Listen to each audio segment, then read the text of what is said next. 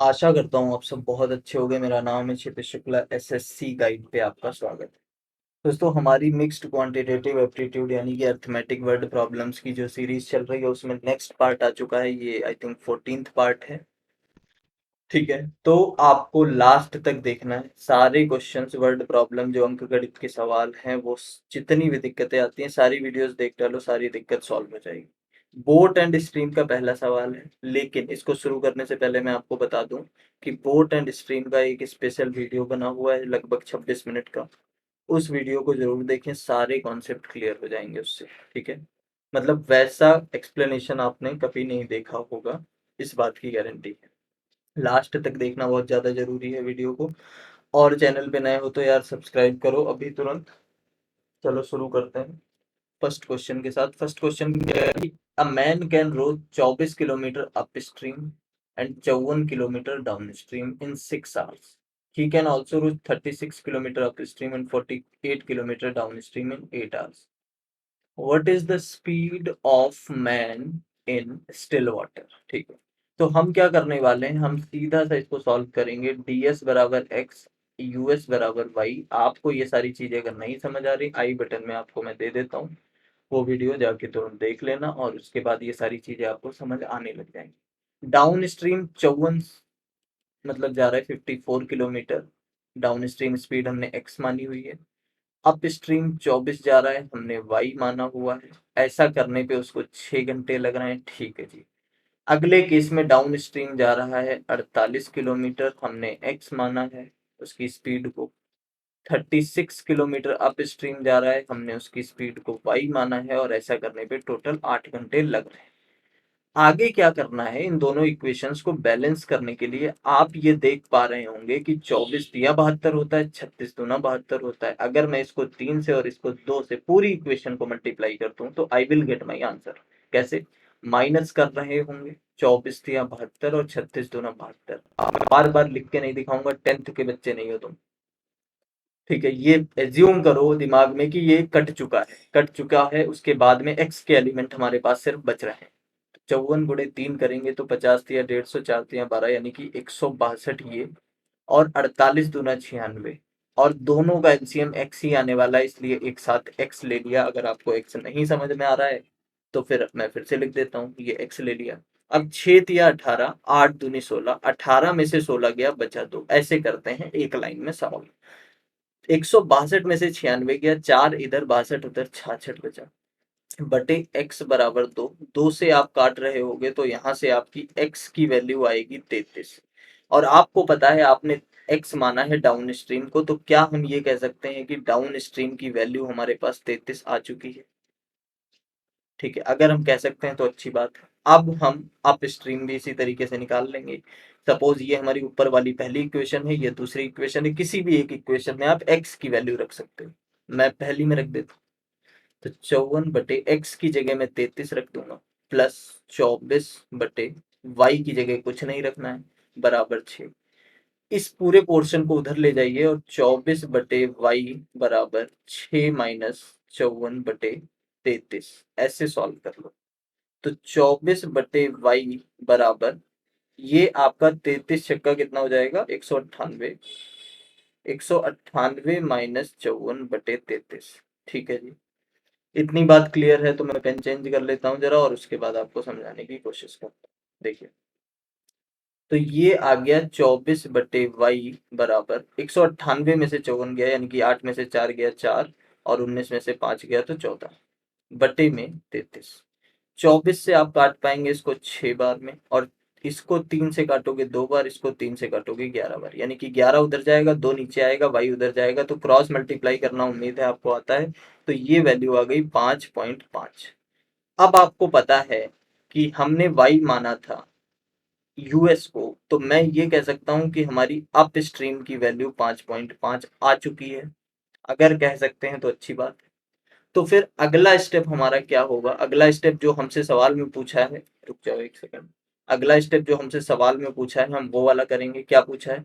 Speed of man in still water. Still water का formula क्या होता है, मैंने पहले ही बताया हुआ है, half D S plus US. यही होता है भाई, half D S plus US.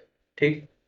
अब हाफ तो ये रहा, डीएस की वैल्यू 33, यूएस की वैल्यू 5.5, 33 5 38.5 आ गई।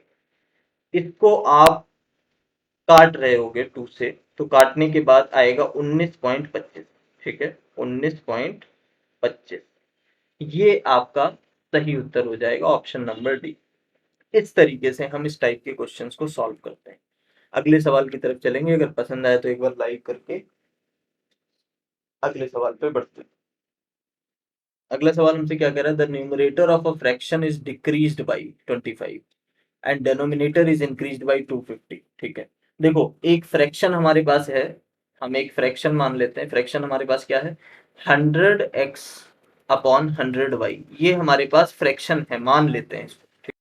अब हुआ क्या, इसमें से 25% कम कर दो ऊपर वाले में से, क्योंकि न्यूमरेटर से 25% कम किया जा रहा है, 25% ऑफ एक्स, और नीचे 250% बढ़ाया जा रहा है, तो 250% ऑफ एक्स बढ़ाया जा रहा है। ऐसा करने के बाद जो फ्रैक्शन आता है वो 6/5 आता है। ठीक है, नहीं समझ आया तो सीधा समझो, 100 में से 25 घटाओ, बचा 75x, 100 में 250 जोड़ दो तो हो गया 350 पाई। बस इतना करने पे 6/5 आता है, और इसको सॉल्व कर दो, 5 से काटो 7 बार में, ये हो गया 70।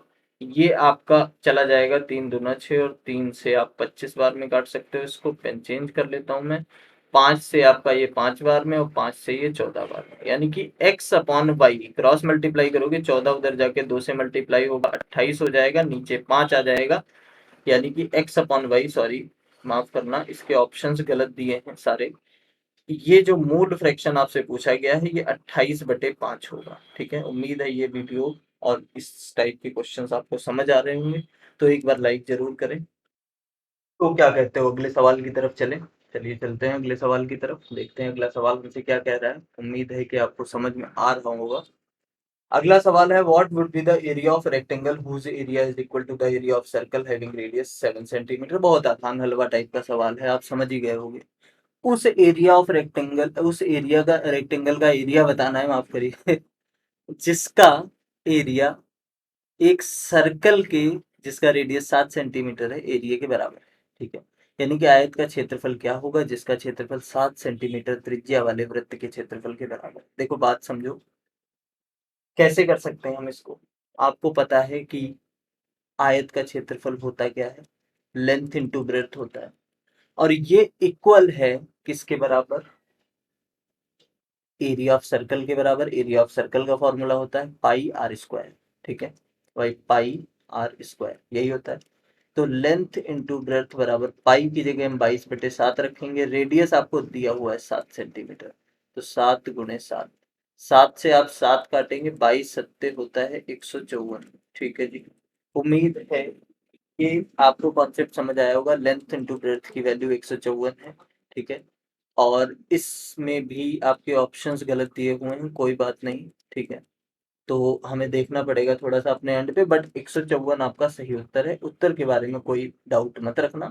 154 सेंटीमीटर स्क्वायर इसका सही जवाब है। ठीक है, माफ करिएगा, इसमें थोड़ा सा टाइपिंग का एरर आ रहा है, उसको हम लोग देखेंगे, जल्दी से उसको सही कर लेंगे। ठीक है, बट कॉन्सेप्ट अगर आपको समझ में आ रहा है तो एक बार यहीं पे लाइक कर दो यार। ठीक है, चलिए अगले सवाल की तरफ हम चलेंगे। अगला सवाल हमसे क्या कह रहा है, बहुत अच्छा जबरदस्त सवाल, अगर आप सोचोगे तो मजा आ जाएगा आपको देख के। देखो, एक गांव में 3 लोगों ने ग्राम प्रधान पद के लिए चुनाव लड़ा, सभी मतदाताओं ने अपने अपने हित के कारण मतदान किया और कोई भी वोट अमान्य नहीं हुआ। हारने वाले उम्मीदवार को 30% वोट मिले। किसको? हारने वाले को, ये बात याद रखनी है आपको।